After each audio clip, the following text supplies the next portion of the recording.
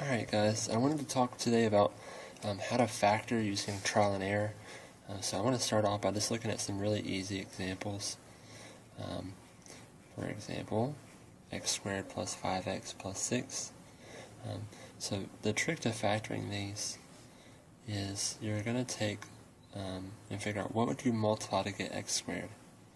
Well, you could try x and x, and then think about what would you multiply to get 6. And you have a couple options there. It could be 6 and 1, or it could be 3 and 2. And really it could be 6 and 1, or 1 and 6, or 3 and 2, or 2 and 3. But for examples where the leading coefficient here, the number in front of the x squared, is just a 1, the order here won't matter as much. So for this one, well, if we did 6 and 1, if I tried that, and I did plus and plus to give me the plus 6 on the end, well, positive 6x and positive 1x would add together and be 7x in the middle. And I had a 5 here. So 6 and 1 don't actually work. So one reason that we call this method trial and error is because it takes a few trials and a few errors to get the answer right. But the better you get at it, the less actual guess and check it takes, because eventually you'll practice this enough to where you can just do this in your head really easily. So, but for this example, since 6 and 1 didn't work, let's try 3 and 2. And then it's always good to check and make sure your answer works. You can check it by distributing it back out. So if I did x and x, well, that would give me x squared. X and 2 would give me 2x. And then distribute the 3 as well. 3x and 6. And when I add that back together, I see that, well, hey, that's exactly what I started with. So I know that this is correct. Alright, so my final answer here is what I said above, x plus 3 times x plus 2. Okay, this is where you stop. Alright, let's look at another one. How about x squared minus 5x plus 5? And again, we're going to draw ourselves some sets of parentheses to fill in.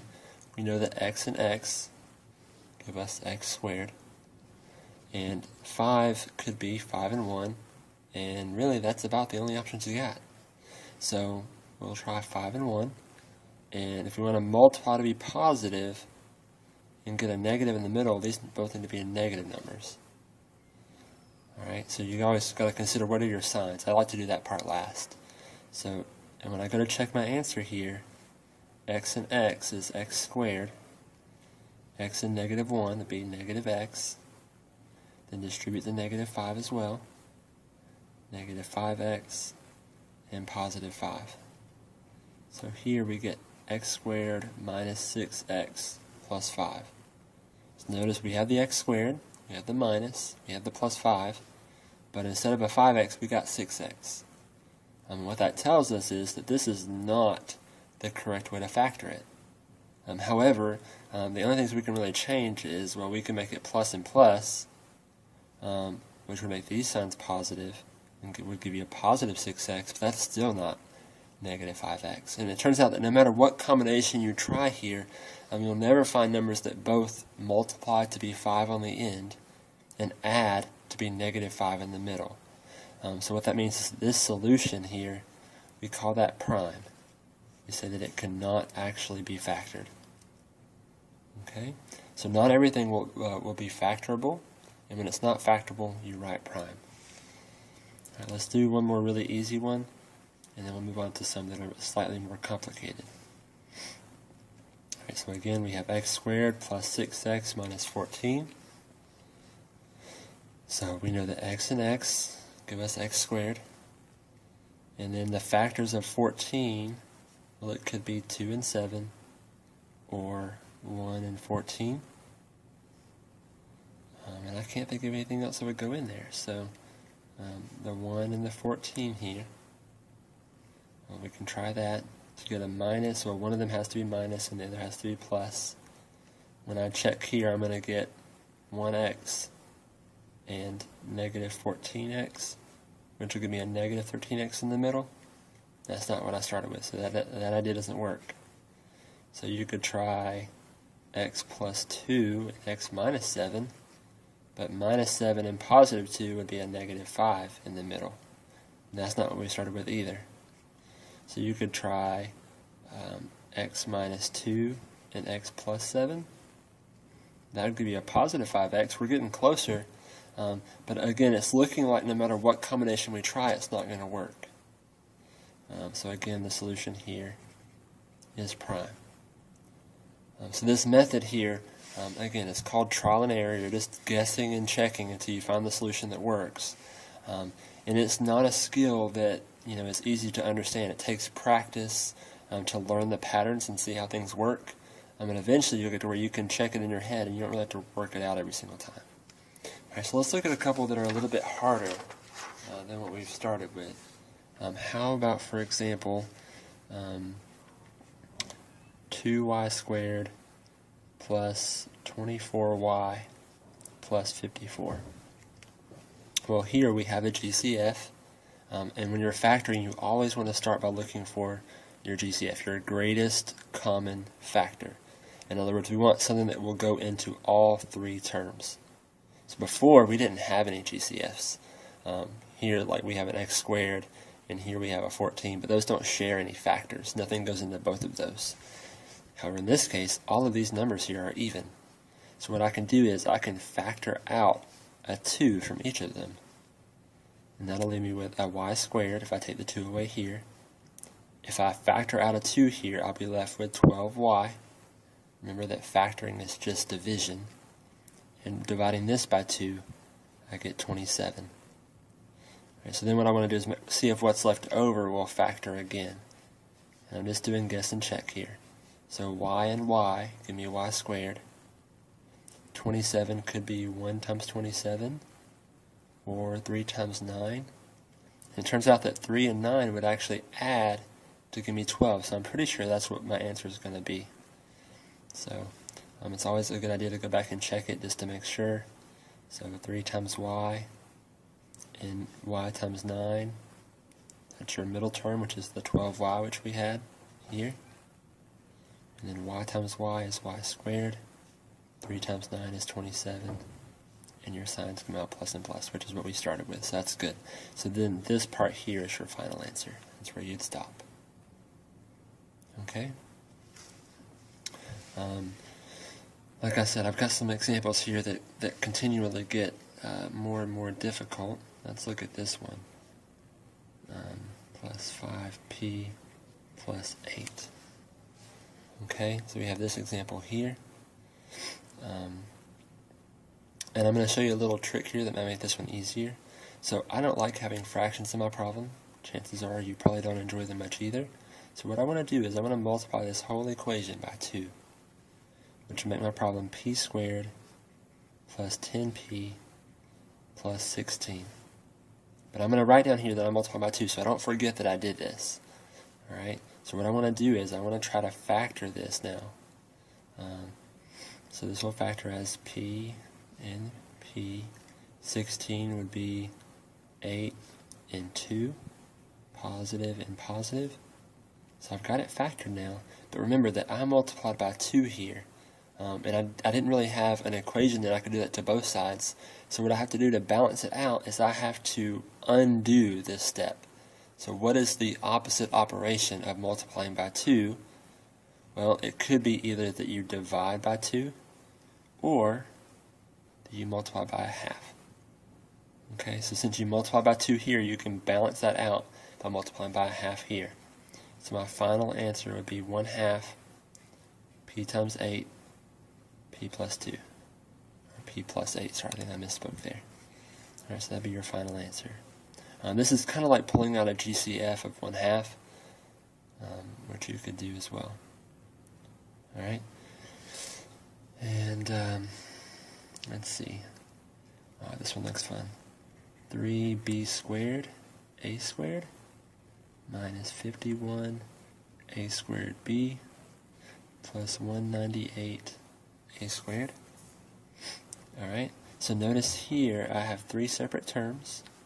Again, you want to start off by looking for a GCF first. Okay, so if you add the digits together here, 5 plus 1 is 6, which is a multiple of 3. and 1 and 8 would be 9, and 9 would be 18, which is also a multiple of 3. So that's how you check the divisibility rules to see if 3 would go into all of these numbers, and it does. Notice that all of these things have an a squared as well. So that's our GCF. Notice they don't all have a b, so I can't pull any b's out. But if I pull out a 3a squared, what will be left over will be b squared from this, if I take away the 3 and the a squared. 3 goes into 51 17 times. And I have a b left over because I'm getting rid of the a squared. And then here, 3 goes into 19 6 times, because 3 times 6 is 18, which would leave 1 left over. So 3 would go into 18 6 times. So I believe 3 times 66 should give me 198. Alright, so that's what I have left over. Okay, so then I'm going to try to break that down even further. I know b and b give me b squared. Just looking at this part here now. And what multiplies to be 66? Well, that's 6 times 11. And if I did 6 plus 11, that would give me the 17 in the middle. Alright? Be careful with your signs here. You want to multiply to be positive, add to be negative. So a negative and a negative would multiply to be a positive and would add to stay negative. Alright? So here's your final answer for this one. Okay? I got 2 more here that I want to run through. And then I'll stop, I guess. So, alright, so check this out. We have h to the third minus 108h to the negative 1 plus 3h. Alright, so again, remember that you want to look for a GCF first.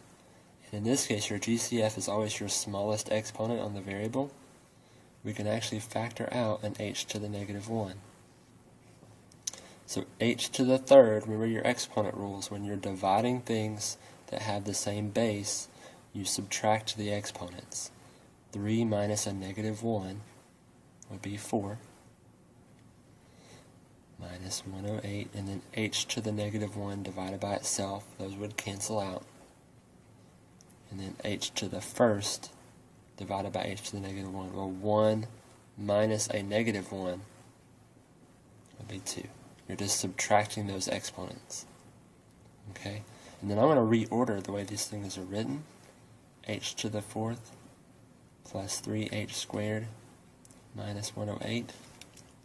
Because then this starts to look more like something I can do guess and check with. Say a trinomial, it's got 3 terms with a squared term, a single exponent term, and a 0 exponent term. So notice that to see that, you may have to do this little trick here.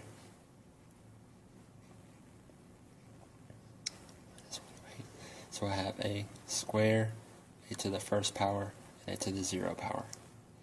Alright, so then this is going to factor. Remember, I leave that h to the negative 1 alone out there. I have h squared and h squared. And I'm going to think about, what are the factors of 108? Well, that's 2 and 54.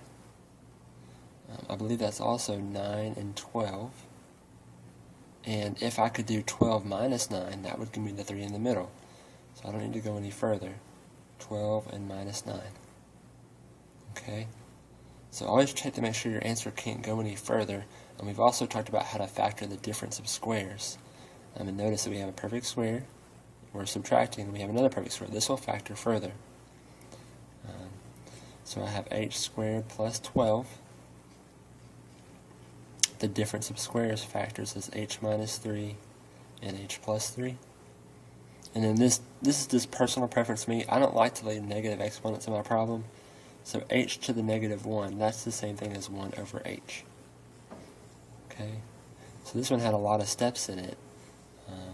We had a GCF, we did the trial and error that we're practicing, and it also had a difference of squares. So some problems that you'll see when you're doing factoring require you to know how to do several different types. Alright, so one more problem here and then I'll stop.